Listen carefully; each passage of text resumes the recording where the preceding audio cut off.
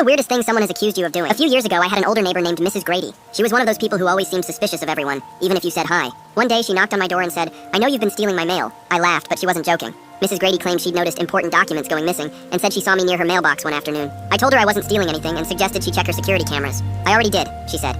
"But you must have hacked into them and edited the footage." I didn't even know how to change my Wi-Fi password, let alone hack her cameras. But no amount of explaining would convince her otherwise. A few days later, I noticed something strange. A package I'd been waiting for was marked delivered, but it wasn't on my porch. That's when it hit me.